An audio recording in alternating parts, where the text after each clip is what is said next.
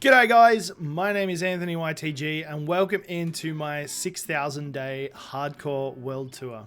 This world has been running for almost about 3 years now, and we've been doing all of this without any totems of undying. So sit back, relax, grab a snack and a hot beverage if you will, and welcome to Serenty.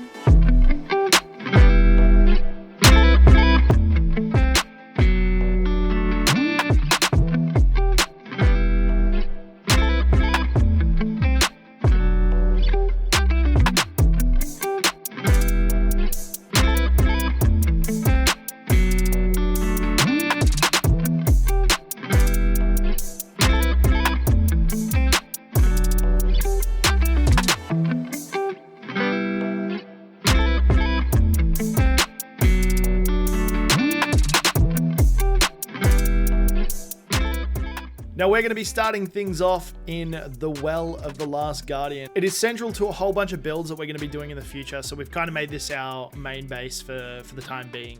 Now because this world is based off of an old D&D campaign that I used to run, there is a lot of lore and a lot of stories to this world, and here is our first one. Prior to the last great war between the two sort of warring gods, the god of the Nether and the god of the Overworld, the god of the Nether started to manipulate mobs within the world, and using a guardian poured all of its evil into the guardian, created the Elder Guardians. The townsfolk and the cities around this area banded together and marched on the different ocean monuments and defeated majority of the Elder Guardians, but left one. And that was the first one that Oren, the Nether god, actually experimented on. So he was locked up here in the Well of the Last Guardian, and there are 12 mages surrounding the edge of the area that sort of pour all their power into these focus crystals above the towers that keep the Guardian trapped. But recent years, something's been happening in the Nether, and the Guardian has started to break through that power and busted out of the well itself. It's still being contained by magic, but who knows how long that'll be there for. So in this build, we've got our little bedroom area over the side here. It's nothing too grand just yet. It was just somewhere to sleep. We've got a little office area over this side as well with a nice little painting. I forgot I even put that there. That's obviously of me. Well, maybe not. In the middle here, we've got a map that's eventually going to show all the different builds we have in this area. It does already have a couple of the builds. So it's got the well there. We've got the Wasteland of the Moss Giant over here. We've got the new build that's going up right now. This needs to be updated because that is much further than what that is there. And we've got the Island of the Gods over that side, which we will be looking at a little bit later on. Over in the left side, we've got the Throne of Glass over here, or the Rainbow Throne, with some mob heads over here. We do use some vanilla tweaks data packs, not many though. And over this side is kind of like a little museum of all the different things that that are important to the world. So the first pickaxe and elytra, and the pumpkin head that we used to defeat the first dragon. We've got a dragon head and the dragon's egg. I believe this is our first armor set and our first sword. And then a whole bunch of bows because we use infinity. And I go through bows like a witch goes through health potions when you're trying to kill them. Am I right? Anyway, that's the top floor there. We also have a donkey here because apparently, if you guys can see it, let me know. But this sort of shape on the outside looks a little bit like Shrek. You can see the ears up the top there. And so we got a little donkey. So we got Shrek and donkey over here. Downstairs, we have our storage area, which is just a makeshift bulk storage area for the moment. It is automated, but we need to do better because this is really not enough. And there are plans to do better very shortly. Underneath is the not automatic storage system, and this is terrible, I must say. We've got all the different chests along here holding a whole bunch of different stuff, but it just takes me so long to get through this and sort it into the right chest. So it usually just ends up being blocked up, which is why we're missing a few blocks up that side. So yeah, need to deal with this very, very shortly. Now this area is built on top of an old ocean monument, so we do have a guardian farm that sits below this area, and the killing chambers are right here. Oh, there's also a conduit in there as well. We need to get rid of that at some point. We've got some channel point redemption axolotls. There's a lot of them too. Both tanks are filled. And here are our chests for the guardian farm, and this works absolutely fantastic. This is a modified version of Isgal's Guardian Farm done by one of my viewers, Mad Dane Lentros. You can see him under here working away at the Guardian Farm. He's got his redstone block and his hopper over there. And he just keeps on improving everything, you know? And that's basically it for the Well of the Last Guardian, I believe, at least anyway. We'll give a nice little aerial shot of the entirety of the thing. I'm really happy with the build. It's come up really, really nice. Oh, we do have the gardens up here. I always forget about these. We do have a couple of gardens with some very nice little water fountains. Somewhere to hide away. We've got Bunny Premium over here that's hiding away up here. Just chomping on some carrots. We do, yeah, the Glow and Behold advancement that we did over there. Next up, we are going to go back to where it all began and check out the first build that we did in this world and the spawn area. Alright, here we are. Welcome to the capital city, Serenty. This is our spawning area and our first main build of the world. We spawned in right down here on the docks and built up a nice little beach house style thing while we started the initial parts of the game. I do believe there was a strip mine that was down here somewhere. I can't remember exactly where. It's been a long time since we started that. We've got our farm section over there, which we'll go and have a look at in the moment. But let's check out this castle. Now, coming up from the docks, we've got a little warehouse section that was supposed to be like when ships come in, they drop their stuff off and put their items up, but it never really progressed past that. There's a lot of builds in this world that I was still trying to figure out what sort of a Minecraft builder I was, so they're like half done. I've never been good at interiors, and I didn't really start interiors properly until much later in the playthrough. This area here was my first enchanting area. There might still be some stuff in here, yeah. And we had a book set up over here with the enchanted table in the middle, but that's been moved over to the Enderman farm. At least I believe it has. Coming in through the castle, we'll walk past Benji and unnamed Doug. We really need to give him a name. Into the Nether portal room. So the Nether portal room was built... Initially, it was built pre-Nether update, but once the Nether update came out, I decided to give it a little bit of flavor. And the idea is that during a war with the Nether god Gro-Uhn decided to use dragons, and one of those dragons tried to make it through the Nether portal, but instead killed itself in the attempt and fused with this Nether portal, and they sort of built a room around it just in case that anything else was to get through this, that they could guard it. We've got Wither Bloke over here, who was our very first...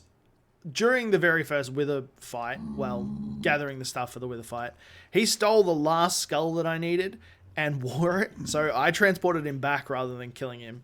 And we've held on to him the entire time. I believe that was also before the Nether update. And we got Steve over here. G'day, Steve. Yeah, he doesn't chat much. Through this area past Snolf, our other dog. Hello, Snolf. We've got the bedroom area and the storage area. So the bedroom area was basically just where we put our beds. But the storage area was a very, very early, storage area. At this point in time, I didn't know much about automatic storage systems. So I just used this as best as we could.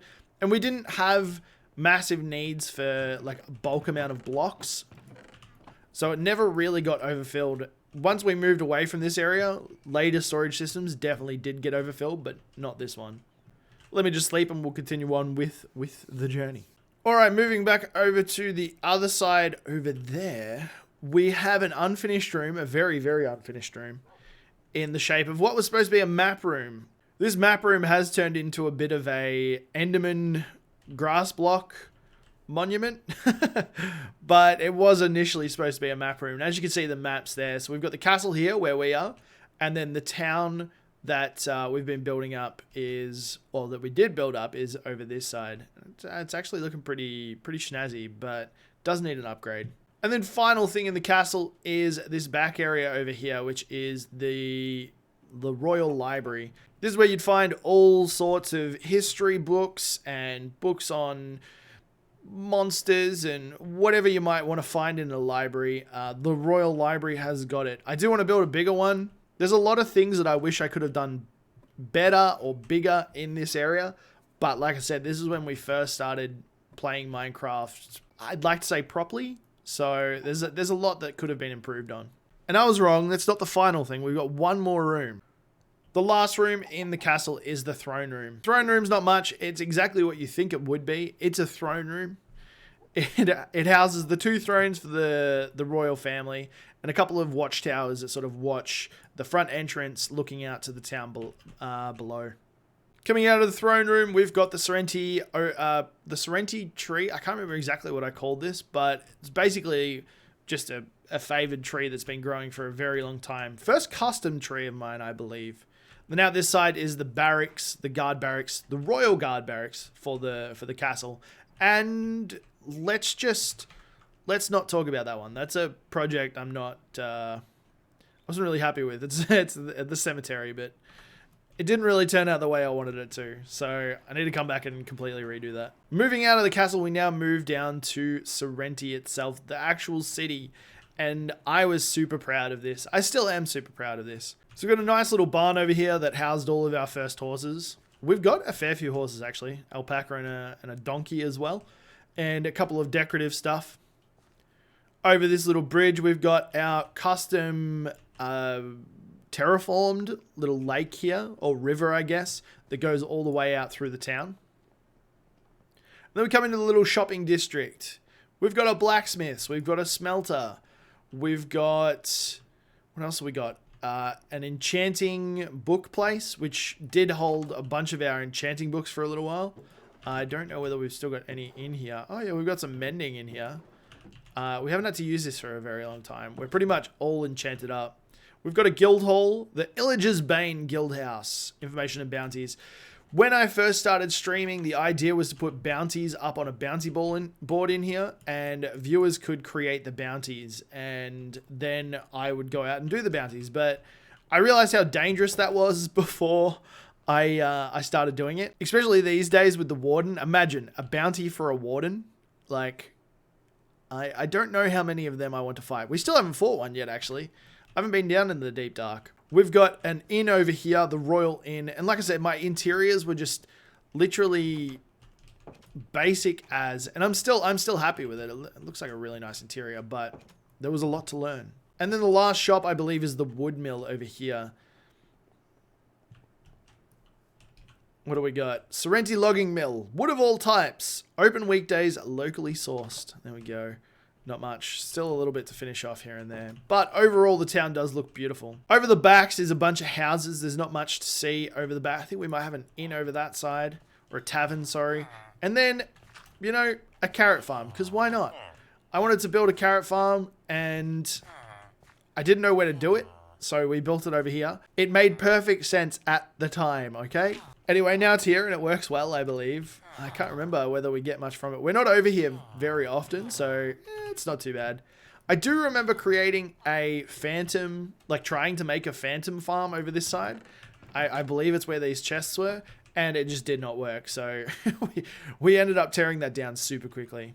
We've got a little farming field over the back here that needs to be replanted, and we want to wrap that pretty much all the way around that side. We are going to be revisiting this build not very soon, eventually. I want to come back and just tweak some things. And this is my first ever custom terraforming of a mountainside, and I think it turned out really, really nice.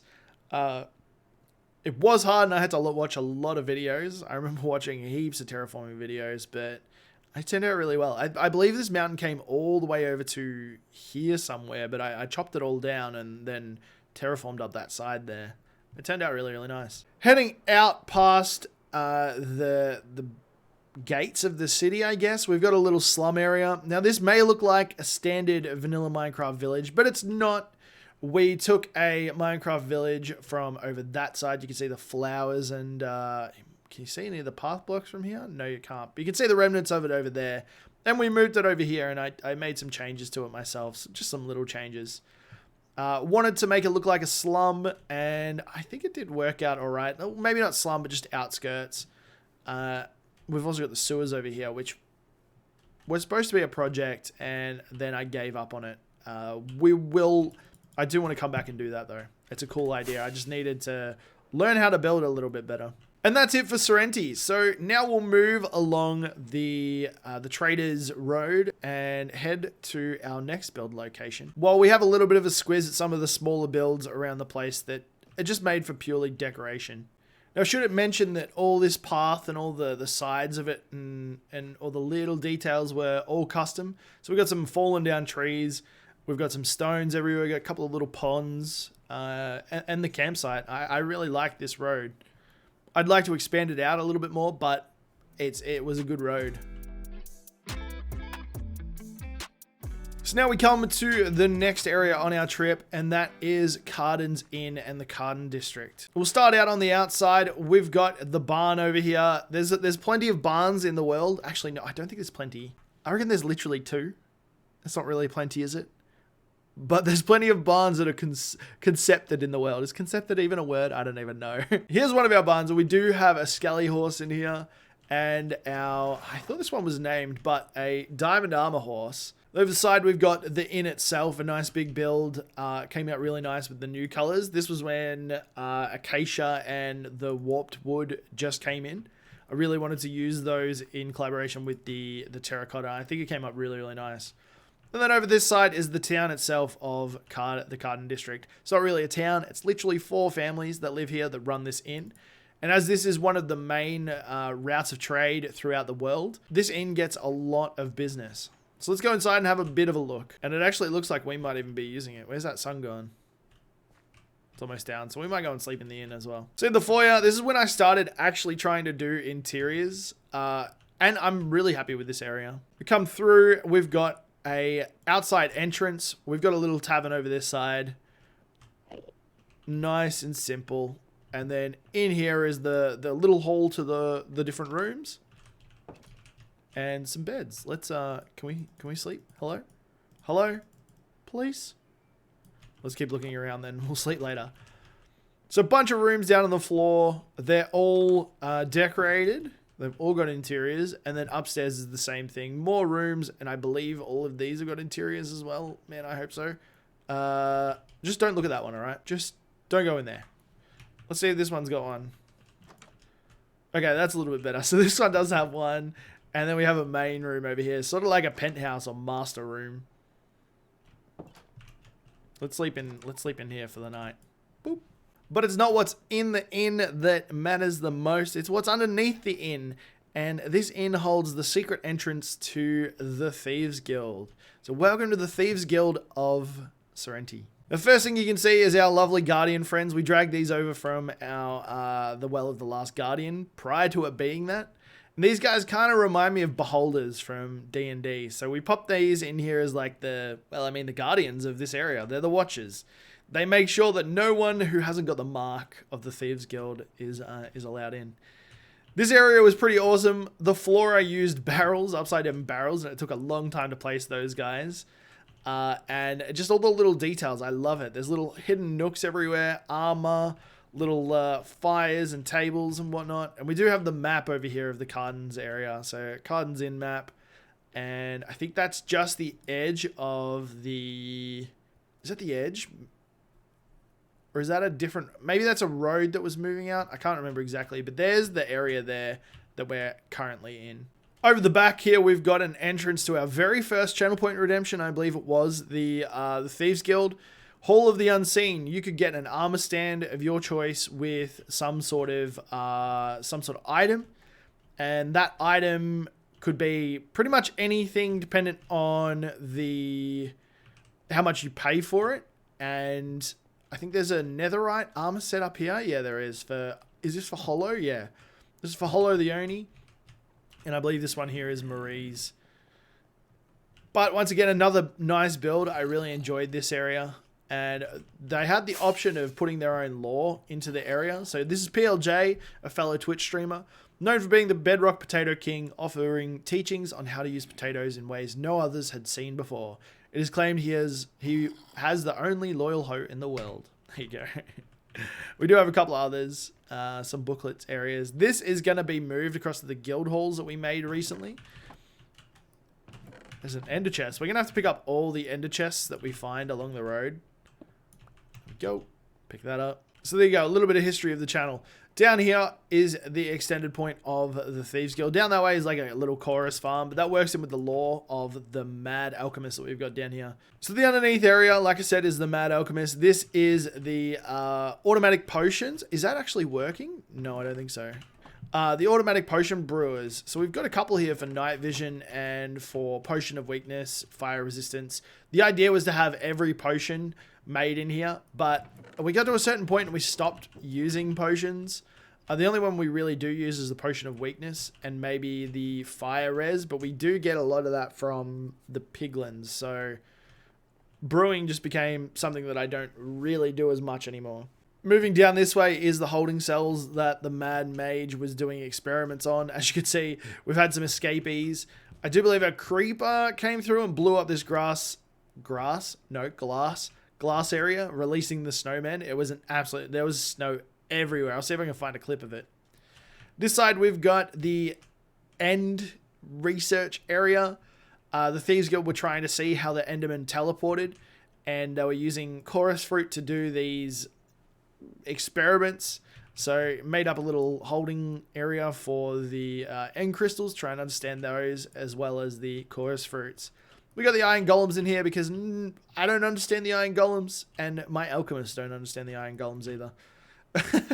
We got a spot for a horse and donkey, and this bad boy, which we never... I was too scared to do the charged creeper. Maybe we should revisit that one day. And then the mushroom and cow breeding program. Down here is his lab itself. We've got some containment chambers where he'd hold specimens. And then the idea would be to write some lore down in these. There's a lot that needs to be redone. Halfway through my playthrough, I did get a lot of burnout, and that meant that I stopped doing these cool things that I really wanted to do. So I think I really need to revisit that. Up the back is just a simple sugarcane farm and a little area where we grow some ingredients for the potions. But as I said, we haven't really used this area for quite some time.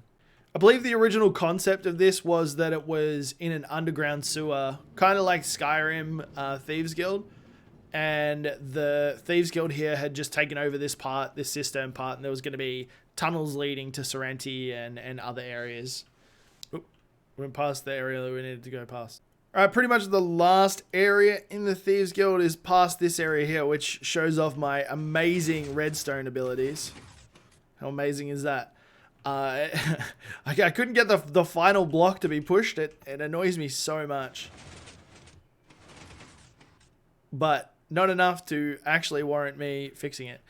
We've got the little bunker. I can't remember what we called this. Maybe like a grove or something. And this is where they do like secret smuggler missions, or if they needed to contact someone that wasn't a part of the Thieves Guild, this would be the meeting area here. I did like this little area. It does shoot up to an area that's underneath a lake, but we'll go and have a look at that in just 2 seconds. There it is.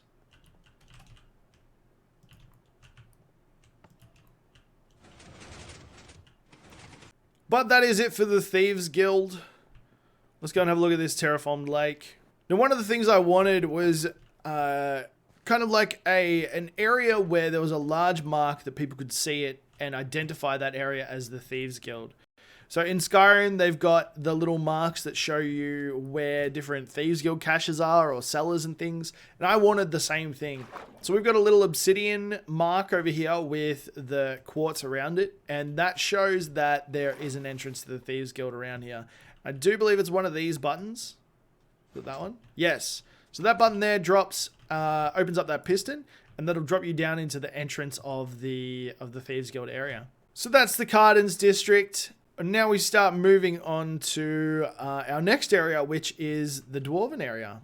The Dwarven Mountain of Gro-Uhn and the Fire Forge underneath there. So welcome to Mount Gro-Uhn and the outskirts. I do believe this town is now called Midvale. This is also under construction. I've attempted this area about 7 times now, and I can never ever seem to get it right. But I think I've got the right vision this time around. It's been hard to utilize the stone and the contrasting colors correctly to make it look how I want it to look. But yes, welcome to Midvale, the outskirts of Mount Gro-Uhn.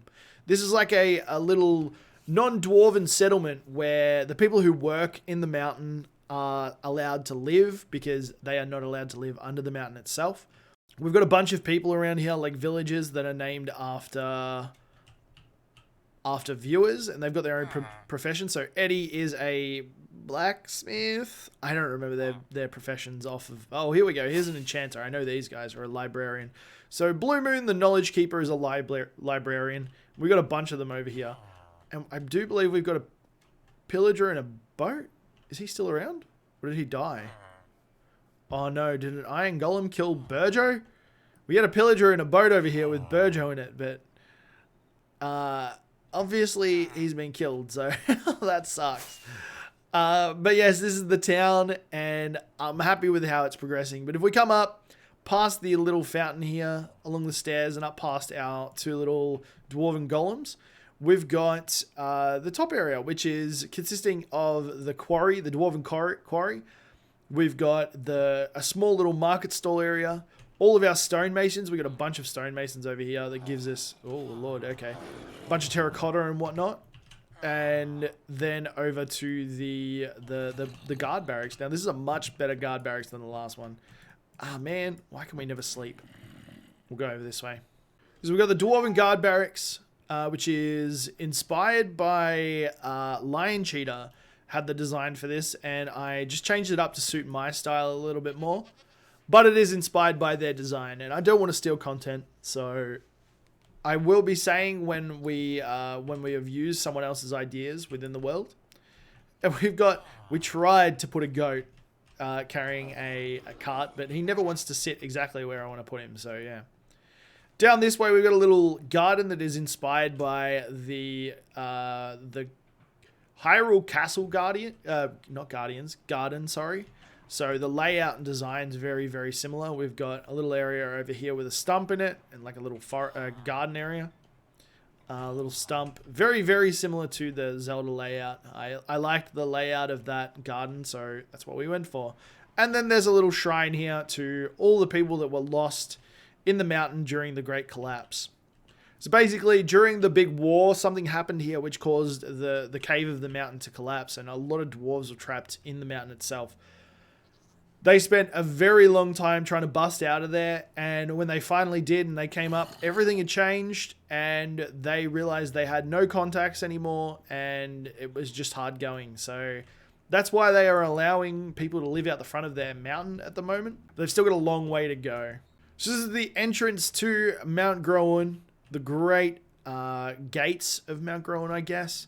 Down the bottom, we've got a dam that's in construction, which will eventually flow from a sort of mountain lake up the top. It'll flow down into this area and go through the dam, the spillway there. And in the mountain, there's still a lot to do in here. We've got a lot of work in progresses. My brain does not allow me to focus on one project for too long. And we spent...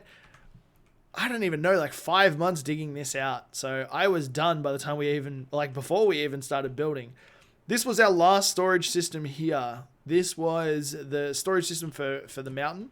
And we used this for quite some time, but like I said, we really need to organize an automatic one, which is in the process. I'm designing it as we speak.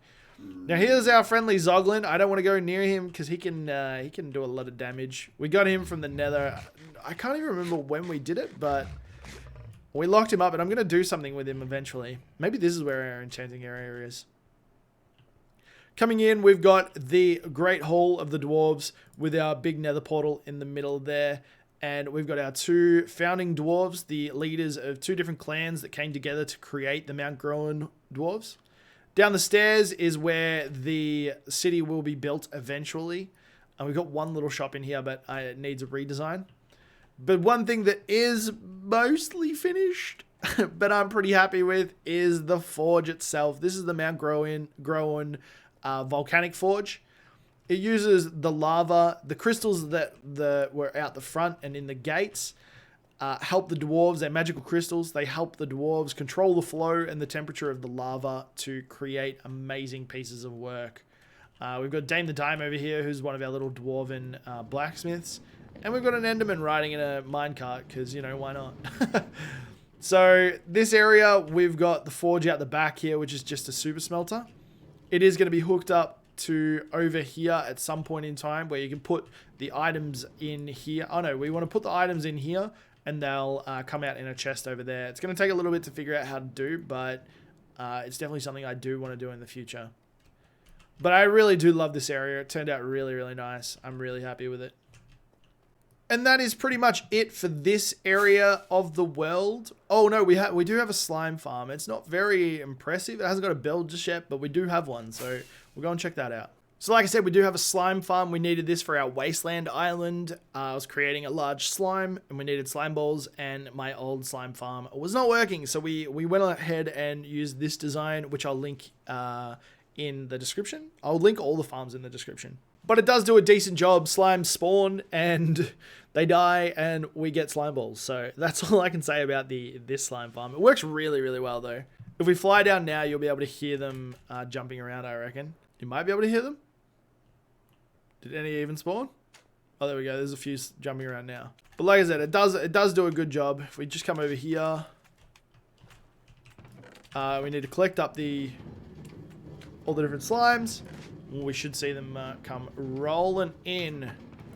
Maybe. Any minute now. There we go. So let's have a look what's in. Can we see what's in there? Minecart with hopper. 11. Okay, maybe we have to AFK a little bit longer there. Anyway, it does do a pretty good job. But that is now it for this area. So let's go and take a look at some of the newer areas over by the Well of the Last Guardian, and then we'll move across to the Nether and have a look over there. Now, flying past the well and our little tiny sugarcane farm, we come across to the Moss Giant's Wasteland. Now, the idea for this is it used to be a little island with a village on it until this little thing popped up here, the witch's hut. And the witch moved in and started instantly doing experiments on different animals and mobs from the Minecraft world. We've got our cat over here. Hello.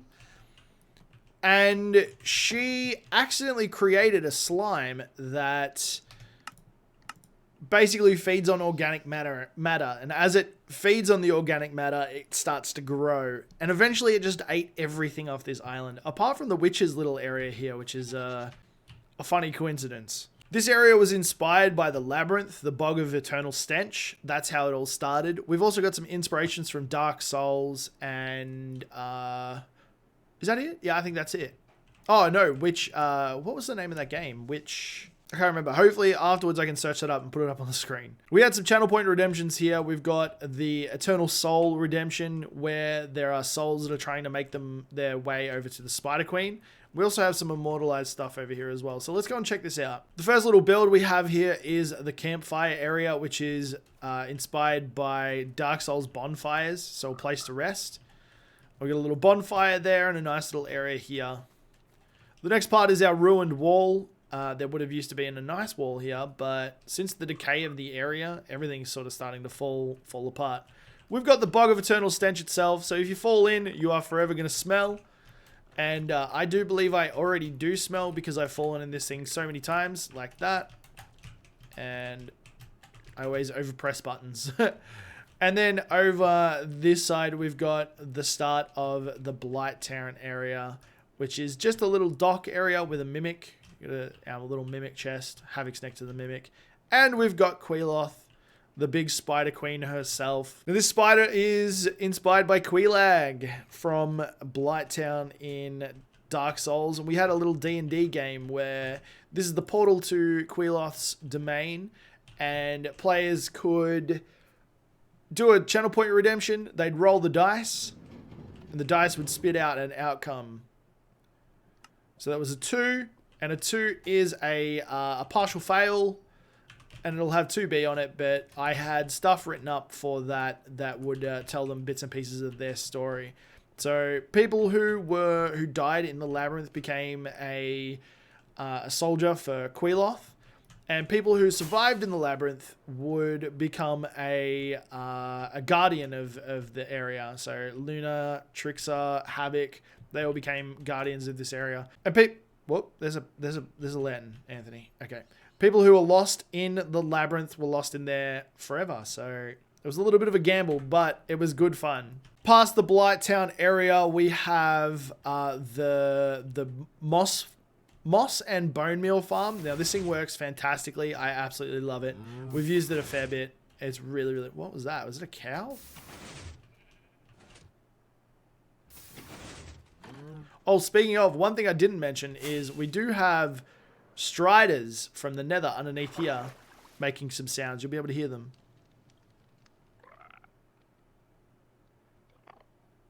So the Bog of Eternal Stench makes constant bubbling noises and squelches, and I wanted to somehow capture that in the game, and one of my viewers, Oakdew, mentioned that striders kind of sound that way. So we've hidden them underneath the ground, and they give that atmospherical sound.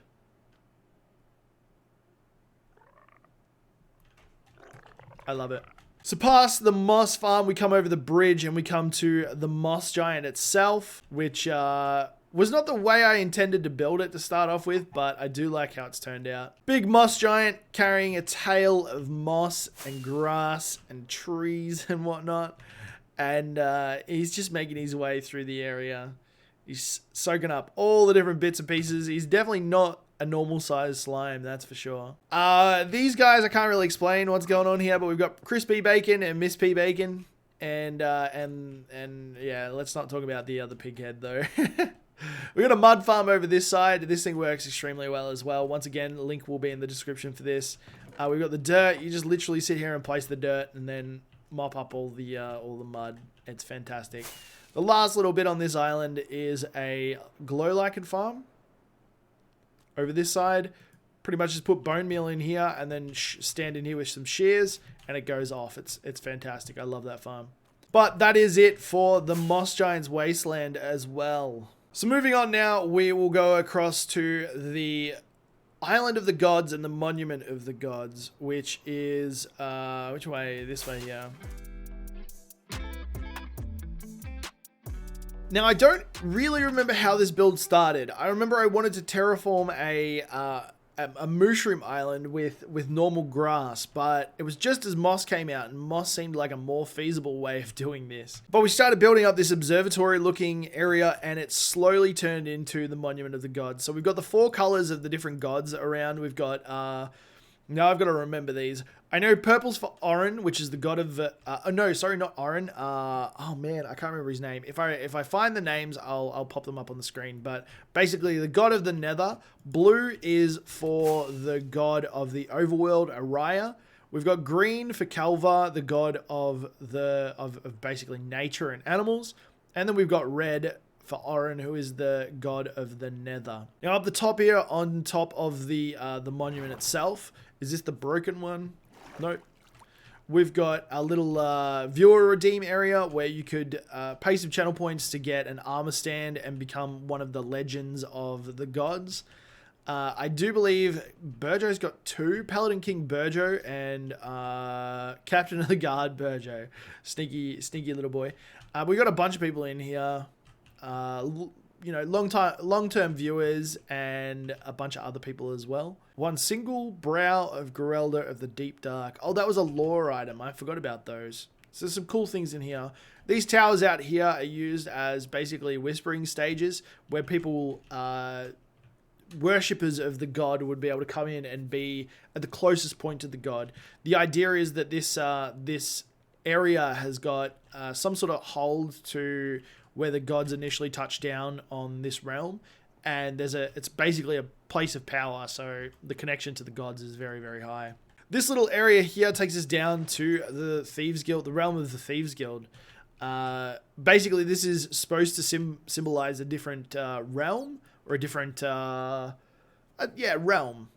different dimension.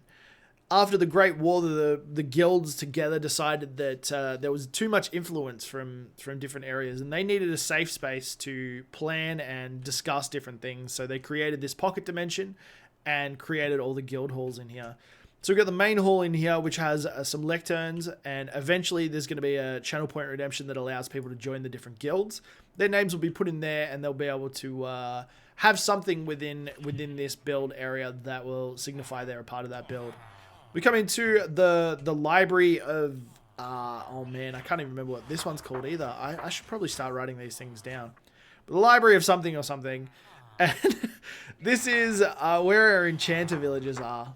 So each guild is basically for trades, is the way we've been working it. There's going to be some builds that are decorative only, but for the most part, at the moment, it's just trades. We've got all the main trades along here. We've still got some guys to pop in over this side. But all the main trades are here. And the idea is that these enchanted stacks up here, the books are flowing down into the enchanters, and they're absorbing all the knowledge of the different books. And that allows them to enchant enchanting books, which we then put on our weapons and our armor and our tools. In here, we've got a little miniature ocean monument build, literally because I could. For no other reason, it looked pretty cool, and I wanted to do it, so that's why we did it. Down the bottom here, we come to the Temple of the Fallen Cleric. So this would have been some sort of religion that prayed to a god that is no longer, and the god of the end has slowly seeped his influence in and started corrupting things, as you can see by the crying obsidian and whatnot. But these guys give us our redstone, they give us our lapis, and they give us bottles of enchanting, which is fantastic. We do spend a little bit of coin here at the moment, just because we've been doing some dyeing with blue dye. Over this side, we've got the Grove, which is our farmers area. This is our Farmers Guild, basically. We've got an old large tree. I can't even remember what this one's called. Man, I'm blanking today. It's some sort of elven tree that we named, and basically the roots of the tree provide major fertility for the soil around this area, which allows the farmers to grow a massive amount of different crops. So we use these guys mostly for the golden carrots and watermelon trades for emeralds. So it's like an emerald farm / golden carrot farm. And we've got Eddie, GTR, who is the king of the river cookies. When we were leveling these guys up, I'd buy a lot of cookies and we'd throw them in the river. So Eddie became the king of the river cookies. Once again, lovely build. I love this area. All these builds in here are really, really cool. Next up, going downstairs, we've got our little rainbow carpet room. And we've got the realm of the Godsheep, Bahwoolah. We've got 2 Jeb sheep flying from the roof, and this is a shepherd trading area for banners and wool and carpets as well. So we do have a wool farm that's up in the sidewalls here, and the wool gets shot out through here and drops through those 2 holes there, gets picked up in the middle and carried down to this sorting system down here. We need to do a really good AFK session here to get some more wool, because we don't hang around here long enough for it to actually do anything. But the wool farms are... We can get in through here, back in here, so you can see a whole bunch of sheep. And they look pretty chill. They're happy with... they're probably not happy with life, to be completely honest. But they serve a function. Now, Bahwoolah came up. I was trying to figure out what to do with a shepherd. And my friend Critias had mentioned a Godsheep. And I was like, that's a really cool idea. And during stream, Mad Lantros Dane, sorry, came up with the name of Bahwoolah, the Floofy, or the floofiest of boys, or something like that. So this area here is going to get extended. We're going to have more guild halls, and then the viewer redeem will be down that way somewhere. But that is to come. And I believe that finishes off the builds for the Monument of the God and the Island of the Gods as well. I believe that's it. Is there anything else on here? Not really. There's a place to put LAs eventually, but still a little bit undecided on that one. So we've really only got a couple of places left. We've got the new build, which we might as well show off right now while we're here. This is going to be a gunpowder farm. It is going to be an artificer's tower. So we've got the big platform, and we're going to have a large tower in the middle, which is going to be the gunpowder farm. And then these towers on the outskirts are going to have big, large chains that are connecting to the tower that's kind of holding it up afloat. There's going to be a scene here where there's something's happened with the artificer, and we're going to play kind of like a little bit of a D&D one-shot with chat, where you'll be able to redeem points and do stuff with it on the island to change the outcome of the situation. It should be a cool idea. And then underneath, we're going to extend this down. So this underneath part here will be extended down a little bit. And this is where our massive automatic storage is going to sit. So I've been planning that out on a creative world. And hopefully I can figure it out correctly. And we'll be able to build that very, very soon. But this area here is looking really, really dope, and I'm loving how it's coming along. There is 2 other little builds around this area that are gonna eventuate to some other things eventually, which is Oak Island. Now, my friend Oak Jew, who is a streamer as well, gave me the design for these turtles, and I absolutely love them. So there's Oak there holding some copper, looking out to the distance next to an oak tree. So we've got our turtles in here. We've got 1 turtle? Is there another one somewhere? Oh no. Oh no. Hello? There's only 1 of you? Okay, we'll have to go into some more turtle eggs, because that's not a good situation. We've got little baby turtles over the back here as well. The idea is that eventually we're going to... There's a whole bunch of eventuallys. We're going to cut this little bit out here and make a river running through it. And this little island will be decorated all towards Oak, who is a lovely, lovely viewer, lovely streamer. Really good friend. And the last little build over here is the big squid boy, which is just a squid farm. We might land on top of him and go to sleep, so we're not annoyed by any mobs on this tour. So as you can see down there, we've got a little squid farm. It is already working. The squids spawn in there and drop down onto the kill platform, giving us black ink. It's fantastic. We've used a lot of it for the concrete and for the dark prismarine that we've been using. We did have to drain out a big area of this, well, a big area around this, so the spawns were good, but it's all worth it. It works really, really well. And that is it, I believe, for over here. We've got one more place to look at in the overworld, which is just the farming section that we had a look at the start. And then we're off to the Nether. Okay, as I said, the last section in the overworld is our little farming area, our industrial district, if you will. We'll start off down here in our beacon mine. This is the first ever beacon mine we made. We've still got a beacon here, actually. And it's not as big as what I initially thought it was. I remember when I first did this and I was like, whoa, I've dug out so much.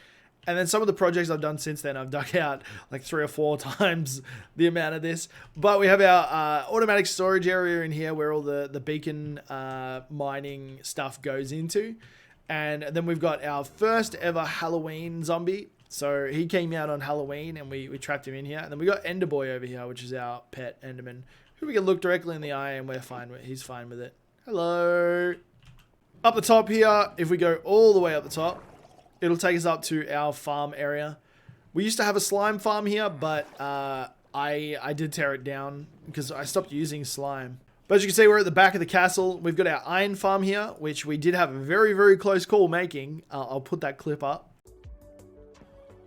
Oh, come on. Oh!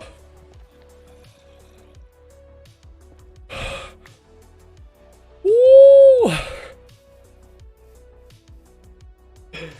And then we've got our old super smelter. This thing was terrible. This is what happens when you have no idea how to do redstone and you try and do redstone. Yeah, it worked, but it would constantly run out of fuel, and it was just not good. It was not good.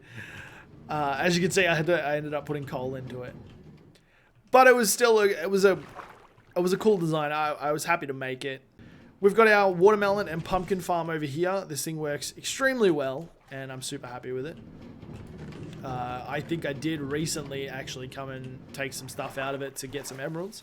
And then we've got our creeper farm, which works really, really well as well, but just not well enough. As you can see, we've got a little bit of gunpowder here, but we do need a lot more, which is why we're making the gunpowder farm over where we are making it. But that's the overworld. I don't think I've missed out on anything. There is a bee farm somewhere, but it's really not that good, and we do need to tear it down. So we might not go and look at that. Actually, there is one more thing which we'll go and look at now before we go to the Nether, and that is the Illager King's Raid Arena. Now, welcome to the Illager King's Raid Arena. First thing I do want to mention is the fish in the room, which is Jerryfish. I'll play a little clip from stream, and then you guys might understand why this guy is here. Block the term fish. Oh no, I'll block the term monster. Let's put... I just ate Jerryfish alive. I'm the worst pet owner ever. Oh, no. So as you can see, that is a redeemable on my stream, and people really got attached to Jerryfish and the fact that I ate him up. So we did a little fish build up there to house the portal, and this area slowly, I kept on referring it to it as Jerryfish's raid arena, but it is the Illager Kings. So the initial idea for this was that we would do raids every time someone on Twitch raided, we'd do a raid, and because I don't use Totems of Undying, we started putting the totems up on the wall here to symbolize a raid. So every time someone came in with their community, we would pop their name up here and do it. Since a little while ago, I stopped doing this as it took up a lot of time on stream. Sometimes it'd take up 40 minutes, and I do only stream 3 hours a day, so 40 minutes out of a stream is a lot to do. But I still love the build, and I do want to do something with this. So for the moment, it is going to stay here. The raids aren't overly complicated. We usually have 2 beacons that give us strength and resistance and regen.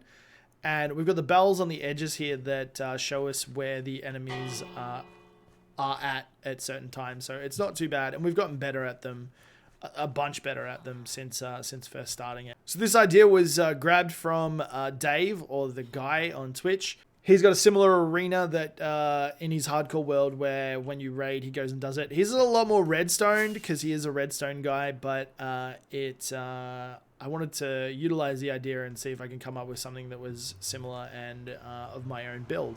So now that we've finished everything in the overworld, we are going to jump into the Nether and have a look at all the different builds we've got over here.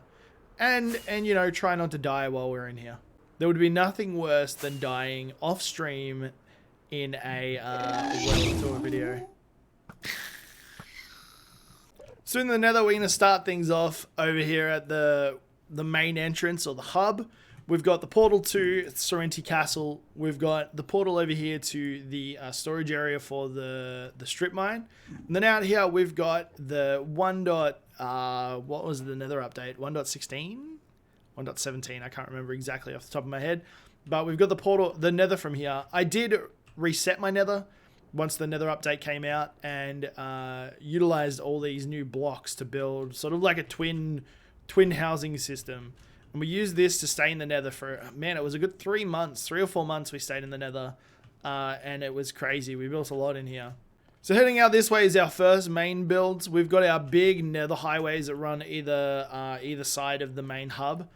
And if we go out this way, we'll come to the Piglin village with the Eye of Orin, our Nether god, and we've got a renovated ruined bastion. So this was pre-Piglin Brutes, but basically I completely dug the Bastion out and then redid it. So that is 100% where the Bastion spawned, and we just we made it look a little bit better. Over this side though, we'll have a look over here to start off with, and we've got our little Piglin village. The idea was that the overworld gets villages, and the Piglins, I don't have any gold on me, so we might stay away from him. The Piglins, we could grab our gold out, you know what? We'll do that when we go over to the Bastion. The Piglins don't have a village, and they do need somewhere to live, so we made this little area over here. It looks really nice. I love my void glass, so we put some void glass in. Little corner building over there as well. But this area did come up really, really nice. Little custom trees and whatnot. Over this way, if we just dodge all the dangerous things, we've got the Piglin Forge. So the idea is that the Piglins in the Nether and Orin are slowly working with the End God to gain resources from the overworld smelt them down, create weapons, and send them to the end, and also to use for the piglins, because they're amassing an army to slowly start taking over the overworld again. But it's going to take them a little while to do so. Let's just fly up. We're going to hop up on top here and put some gold on, because this Bastion, even though I know there's no piglin brutes in there, and they'll still hit us either way, it still scares me quite a lot. So let's grab our... where is our armor box? There it is. And grab our gold helmet out.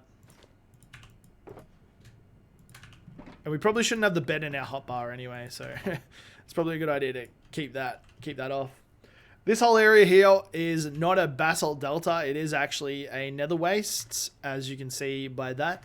But I did want to do a custom biome, so I used a lot of basalt with a basalt farm that we've got, and created my own little basalt delta looking area. Before we head over to the Bastion, we do have this end ship here, which is obviously fully built by me, but it signifies that trade between the Nether God and the End God. So let's fly over to the Bastion. This thing was terrifying to build when I was first building it. There was lava everywhere. There was piglins everywhere. Oh man, it was a time, that's for sure. But it came up really, really nice. We got a whole bunch of motifs in here of piglin faces. Down the bottom, we've got the war room with Koski over here. I forgot this was here. A little pig face. Koski's on the throne, so he's obviously the piglin general. And we have underneath, we've got a little dungeon area. A couple of gold blocks everywhere, and some really nice builds in here. I really enjoyed doing this, even though it was extremely terrifying.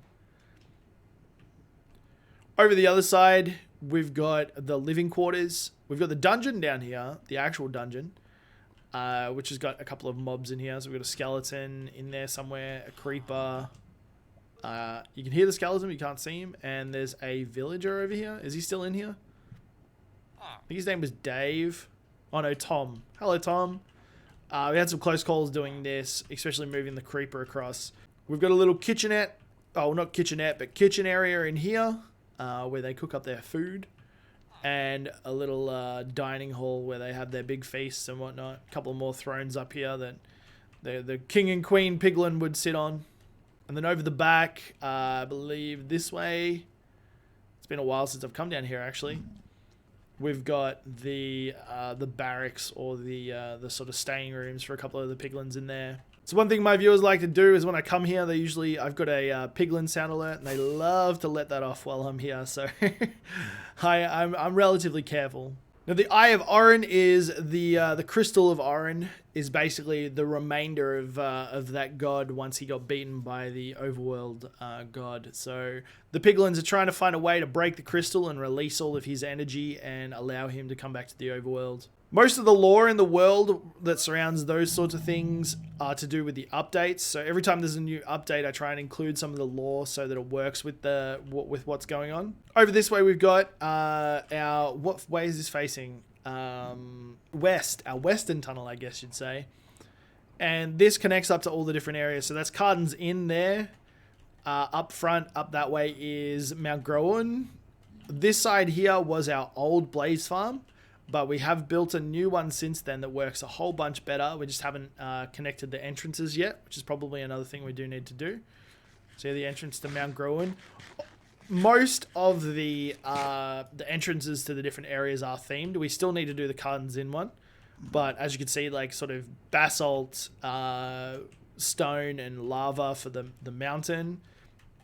We've got our end portal over there, which you'll see in a second is literally just an end building. But we'll go and have a look at this blaze farm.